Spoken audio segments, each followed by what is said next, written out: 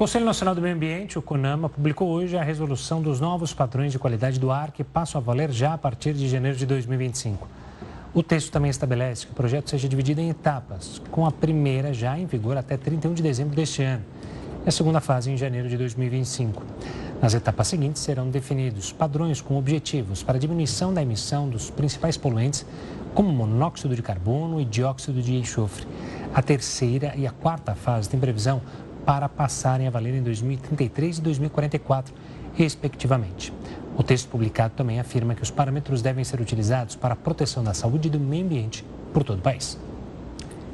E para a gente entender um pouco mais de como esse tema impacta o nosso dia a dia, eu converso agora com Marcelo Rabarri, pneumologista e professor da Faculdade de Medicina da Universidade Federal de Goiás. Marcelo, muito boa noite para você, muito obrigada pela participação. Boa noite, Renata. Boa noite, Gustavo. Marcelo, é possível a gente pensar em reduzir os poluentes como foi divulgado se a gente ainda tem matrizes energéticas tão poluentes? É verdade, né, Renata? Realmente essa notícia da queimada do bioma do Pantanal, ela realmente traz uma preocupação muito grande, né? Mas, por outro lado, essa medida de fazer avaliação da qualidade do nosso ar, né, ainda que tardia, ela é bem vista, né, com prazos extensos para que ela seja aplicada, mas de uma forma isso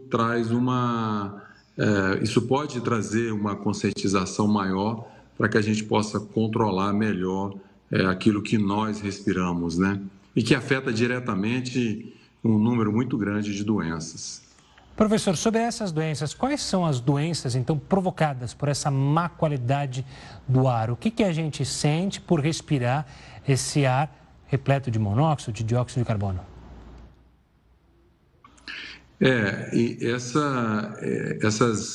Essas avaliações, elas já foram, inclusive, muito bem feitas. Existem vários trabalhos científicos nessa área, Gustavo, mostrando, inclusive, em relação ao tamanho da partícula, né?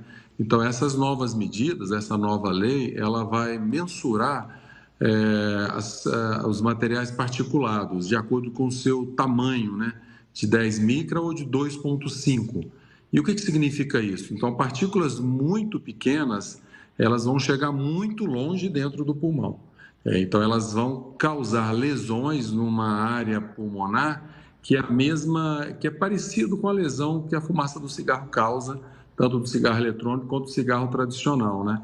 E aí vai levar aos casos de bronquite crônica e até enfisema.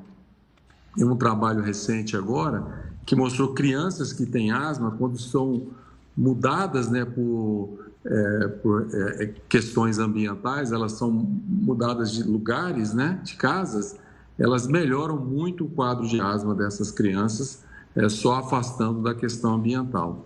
E, por outro lado, as outras partículas, né, como a do enxofre também, do monóxido de carbono, elas vão causar essa irritabilidade nas vias respiratórias e vão levar a esses quadros de bronquite crônica também. Outros materiais particulados, eles estão muito associados com o desenvolvimento do câncer de pulmão. Cada vez mais nós estamos encontrando casos de câncer de pulmão que eventualmente não são tabagistas, e a relação com a poluição ambiental tem sido cada vez mais estabelecida, né? E até então nós não tínhamos medidas regulamentadas para que a gente pudesse lutar por esse controle ambiental.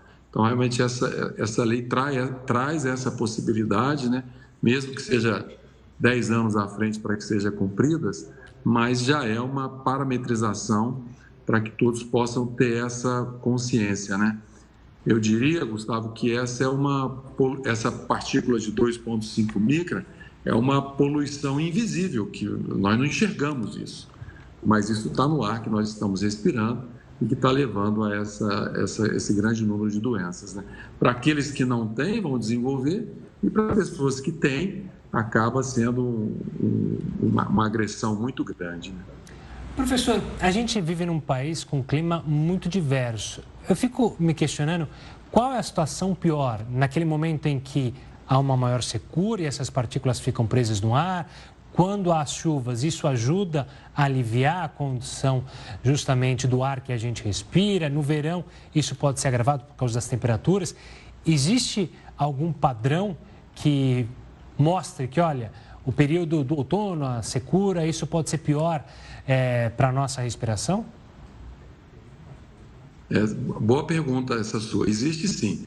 Se entrarmos na base de dados, por exemplo, das internações que acontecem no Brasil por doenças respiratórias, isso é facilmente acessado na base do DataSUS, nós vamos perceber que existe uma sazonalidade nessas internações e até nas mortes por doenças respiratórias, que vão acontecer exatamente nessa época do ano, onde o clima, a princípio ele cai a temperatura, mas o problema não é cair a temperatura, o problema é realmente a umidade do ar, que o ar fica mais seco e aí isso acarreta uma agressão maior ao sistema respiratório, né? A questão das chuvas, né, serão outros problemas. Se a gente pensar nas doenças respiratórias, os ambientes podem ficar mais úmidos e muitas vezes com aquela poluição ambiental do mofo, né? Mas no que tange a essa questão da agressão em relação à poluição atmosférica, com o tempo seco, isso realmente fica pior e agrava, porque as partículas elas também ficam menos dispersas nessa época do ano e elas ficam mais tempo suspensas no ar e aumenta a chance de inalação e agressão para a via respiratória. Tá certo, professor. Muito obrigada, viu, pelos esclarecimentos, pela participação. Uma ótima noite para você. Eu que agradeço e uma boa noite a todos vocês. Boa noite. Boa noite.